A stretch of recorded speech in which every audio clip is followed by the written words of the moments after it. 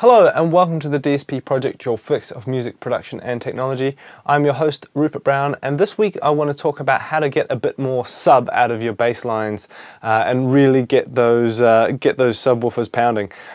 So we're going to look at a bass line that I'm starting to work on for a track currently, and see how we can get a bit more bottom out of it.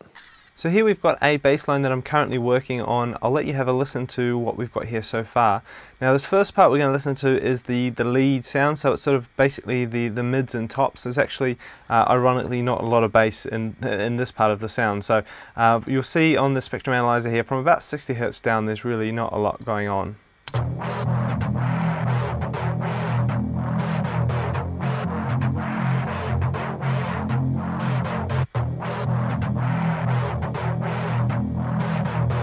Now, let's say we want to put some sub in here, we want to get some real bass happening. You will have first follow the first video I did on mixing for better sub, and everything will be high pass so that we've got a nice clear spectrum down below here with nothing else interfering. So let's put a operator in here, which is basically just a basic synthesizer that comes with Live. Now the way to get the most energy into that bottom end is basically with a pure sine wave. It's basically like a straight bass sound. So let's say I come down here and I'm going to copy this pattern here and paste it in. Well, I'm going to have a listen to that.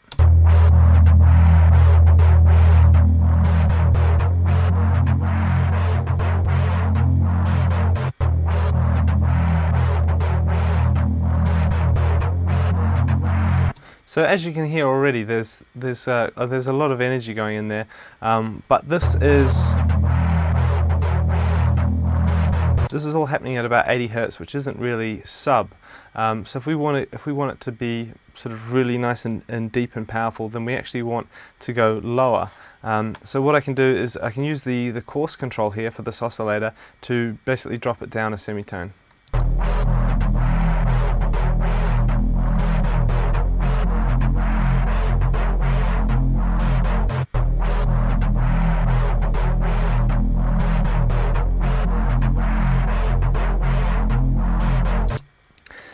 So I mean that's about it really. I mean you can go, if you want to, we could if we change the behavior here, so basically all of these oscillators work as independently, we can actually have blend a little bit of that sub with a little bit of the bass. So without the oscillator drops, we can just bring up a little bit, and then that will sort of help add a little bit of sort of mid bass as opposed to sub bass to the sound.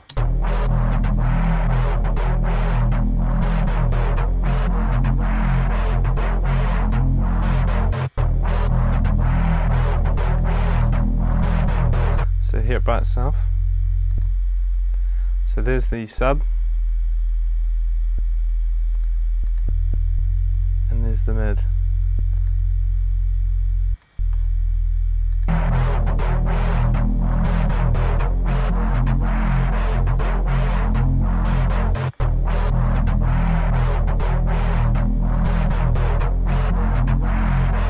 And that basically just helps fill it out a little bit more. Now, if you're listening to this on laptop speakers, you're probably not going to hear much at all. So for these examples, you're probably going to need either a good monitoring or at least put a pair of headphones on, and you should be able to get a better feel for it. Now, there are some tricks we can do to try and make that perceivably louder. Particularly with, if we push it, we'll end up getting some distortion in the upper harmonics, which makes it more apparent to the ear. The thing with the sine wave is, by itself, it's very difficult to hear.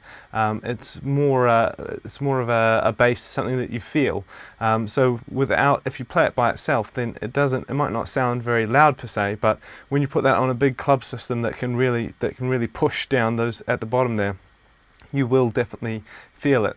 So you'll find that this is a very, very common technique. A lot of drum and bass guys will all kind of do this sort of thing, because it gives you the maximum amount of air pushing out of the woofers, which is generally what people want.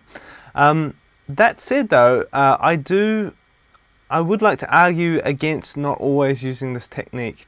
While again it does give you the potentially the maximum impact for bass, it doesn't give you any. There's no particular character there with just using a solid sine. So I would say don't automatically just do this every single time on every single track. I've started working on another sub part here that I'm going to play you. I'll solo it out by itself first, and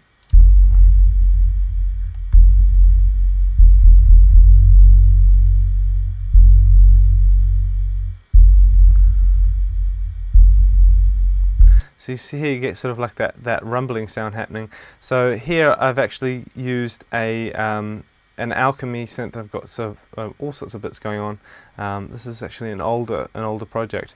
So now let's have a listen between the two. So the sub, you will definitely notice that there's more impact, but you'll also notice there's a bit more character when we use something that's not just a straight sine. So to switch between the two easily, I'm going to hit key up here, because what I want to do is basically assign the device on and off to the sub and to the alchemy sub. So this way now I can kind of A/B switch between the two of them. So to one off, there we go. So we'll start off with the alchemy slightly different sub and then switch between that and the sine sub.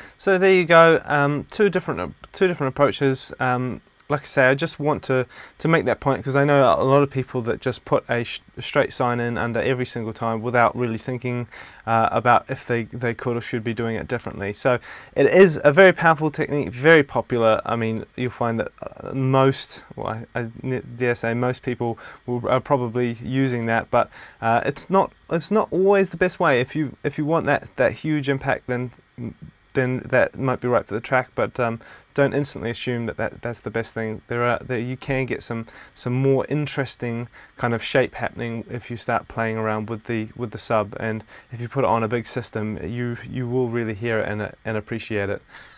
So there you have it. As I say, you'll find that most guys are just layering in a straight sine wave underneath to get the woofers driving. It is the best way to get pure SBL basically. But as I said, don't think it is the default thing to do for the sub. Sometimes you can really hear the difference when someone puts something with a bit more texture or movement in the bottom end. That has been this episode of the DSP Project. If you've got a question or comment, maybe you can add something to this technique, head down to the dsbproject.com and leave a message underneath this video.